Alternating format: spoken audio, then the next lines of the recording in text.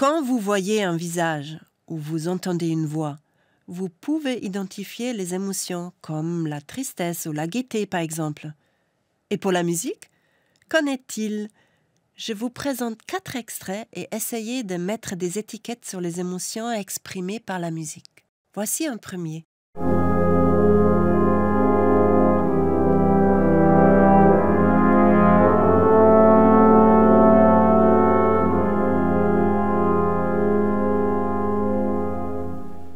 Voici un deuxième.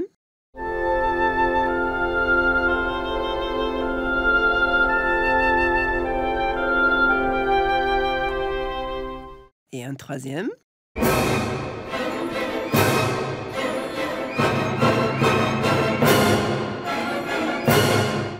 Et le dernier.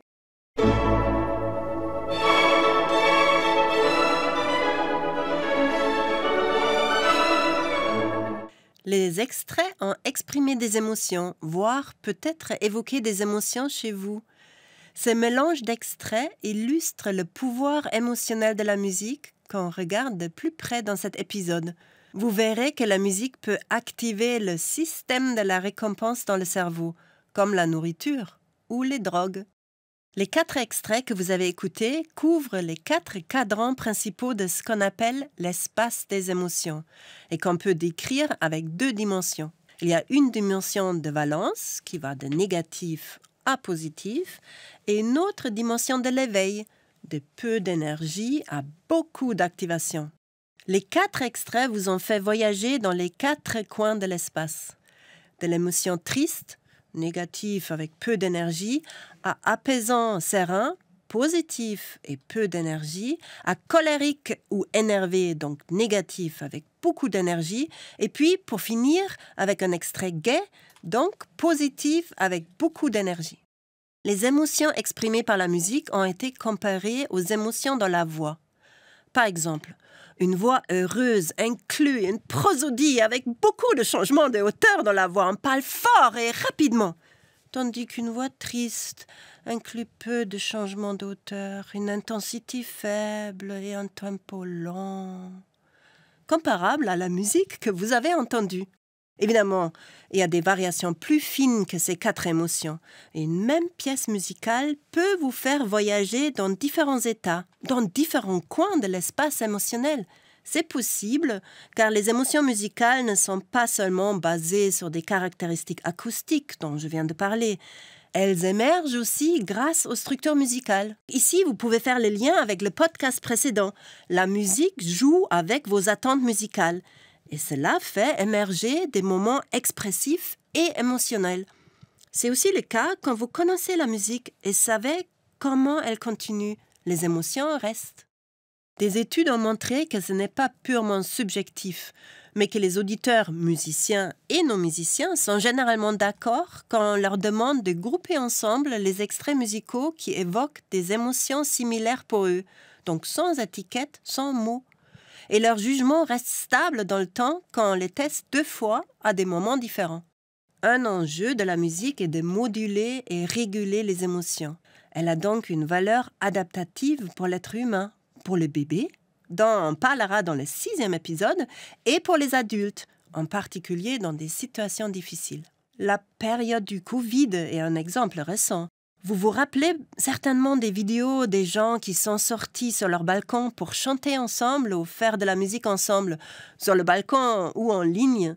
Ce rôle de la musique a été montré dans une étude de questionnaire avec plus de 1000 participants à travers des pays différents. Pendant la pandémie, les gens ont consacré plus de temps à des activités liées à la musique qu'en dehors de la pandémie. Et plus les personnes ont été affectées par le Covid, autour de la santé ou des difficultés professionnelles, plus elles faisaient des activités liées à la musique. Plus les gens passaient des heures avec les activités musicales, plus cela les aidait à surmonter les difficultés. La musique comme aide de régulation émotionnelle. Que disent les neurosciences sur les émotions musicales? On a pu montrer que la musique peut provoquer des modifications physiologiques. Elle peut influencer le rythme cardiaque, le rythme respiratoire, la conductance de la peau et créer aussi ce sentiment de frisson ou de chair de poule comme réponse du corps associée à un plaisir intense. Les frissons sont souvent une expérience spéciale ou rare qui peut être assez subjective ou juste pour certaines musiques, mais peut-être l'extrait suivant l'évoque pour vous aussi.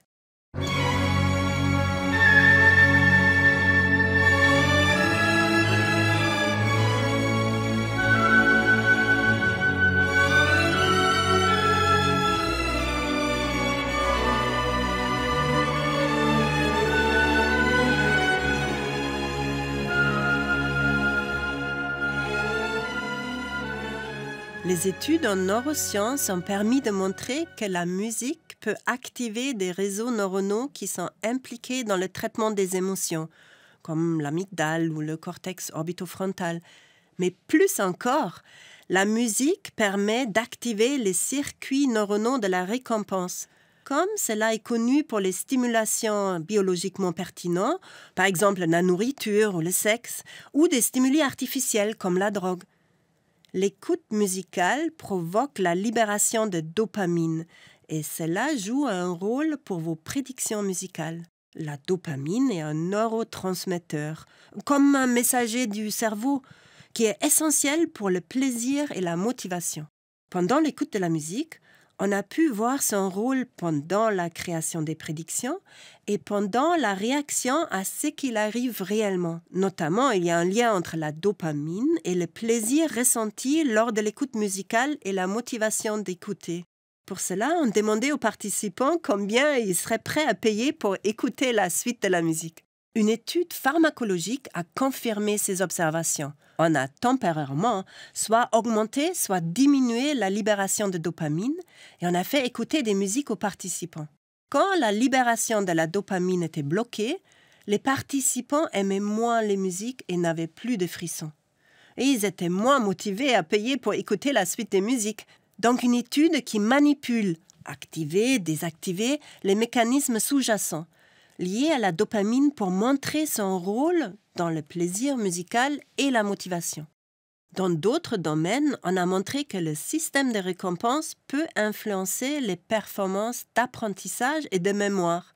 Aussi pour la musique, le plaisir musical a un effet sur la mémoire. La musique active des régions cérébrales qui sont importantes pour la formation des souvenirs et pas seulement pour la mémoire des musiques. Quand les chercheurs ont demandé aux participants d'apprendre, par exemple, des listes de mots, ils observaient que les performances de mémoire des participants étaient meilleures quand il y avait plus de plaisir musical ressenti. Le plaisir musical varie entre les individus. Et il y a une petite partie de la population, estimée à environ 4%, qui déclare ressentir peu ou pas de plaisir musical, même s'ils éprouvent d'autres types de plaisirs, comme liés à l'argent par exemple. Et ils ont des capacités normales de perception musicale. On appelle ce phénomène anédonie musicale, mais sans anédonie généralisée. Étudier ce phénomène permet de mieux comprendre les corrélats neuronaux du plaisir musical. Par exemple, l'anédonie musicale est liée à une diminution de l'activité dans le système de récompense et une diminution de sa connectivité avec les régions cérébrales qui traitent les sons. Dans le prochain épisode, on parlera d'un autre phénomène qui nous aide aussi à mieux comprendre le fonctionnement du cerveau et peut-être des bases génétiques de la musicalité. Le cas de l'amusie congénitale. Des personnes tout à fait normales par ailleurs, sauf pour la perception de la musique.